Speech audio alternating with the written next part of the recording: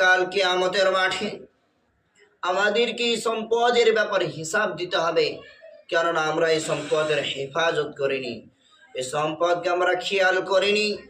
কে জালিম বাদশাহ সম্পদকে লুটি নেওয়ার চেষ্টা করছে, আর আমরা এখনো ঘুমাচ্ছি।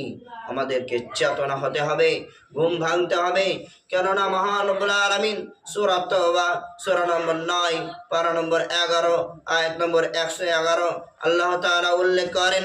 আল্লাহ তাআলা বলেন, ইন্নাল্লাহা আশতারা মিনাল মুমিনিনা আনফুসাহুম ওয়া আমওয়ালাহুম বিআন্না লাহুমুল জান্নাহ।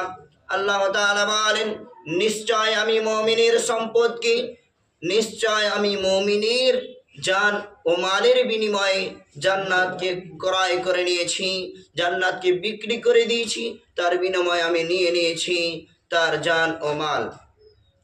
অত্র জায়গা থেকে আমরা জানতে পারি, অত্র আয়াত থেকে সূরা তাওবার 111 নম্বর আয়াত থেকে আমরা জানতে পারি যে আল্লাহ তাআলা বলেন, ইন্নাল্লাহা আশতারা মিনাল মুমিনিন, নিশ্চয় মুমিনের কাছে আমি ক্রয় করে নিয়েছি, বিআমওয়ালিহিম ওয়া আনফুসাহুম, জান এবং মালের বিনিময়ে, বিআন্না লাহুমুল জান্নাহ, জান ও মালকে ক্রয় করে নিয়েছি জান্নাতের বিনিময়ে। আল্লাহ তাআলা সুস্পষ্টভাবে এখানে আমাদের জানালেন যে আল্লাহ তাআলা আমাদের জান ও মালের বিনিময়ে জান্নাতকে ক্রয় করে নিয়েছেন, জান্নাতকে বিক্রি করে দিয়েছেন। আমাদের জান ও মাল ক্রয় করে আমাদেরকে জান্নাত দিয়ে দিয়েছেন। তবে আমাদের জান ও মাল ব্যবহার করার জন্য একটা অফার এসেছে, একটি অফার এসেছে। কিরকম অফার? আপনি বলবেন কিরকম অফার? সেই অফারটি হচ্ছে, আজ পৃথিবীর ভয়াবহ অবস্থা, এই মর্মে আপনাকে আমি সুস্পষ্ট এই আয়াতের দিক থেকে লক্ষ্য করে জানিয়ে দিতে পারি, জানিয়ে দেওয়ার চেষ্টা করছি।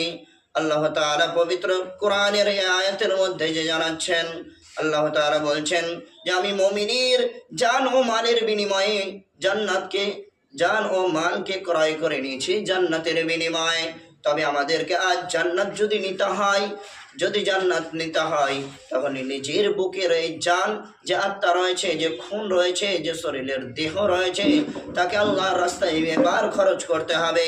যে মাল রয়েছে আল্লাহর রাস্তায় দিতে হবে, জানকে আল্লাহর রাস্তায় বিলিয়ে দিতে হবে। কিরকম করে বিলাবেন? এই তো একটি অফার এসেছে, এই ওয়াকাবিলের বিরুদ্ধে আপনাকে মাঠে নামতে হবে। যদি আপনার জান চলে যায় আল্লাহর মসজিদকে বাঁচাতে গিয়ে, রাসূলের মাদ্রাসাকে বাঁচাতে গিয়ে, কবরস্থানকে বাঁচাতে গিয়ে, তবে যদি জান চলে যায় তাহলে আপনি শহীদের মর্যাদা পেয়ে যাবেন। এত বড় অফার যে জান দিয়ে দিয়েছি আল্লাহর রাস্তায়, জান্নাতের আশায়।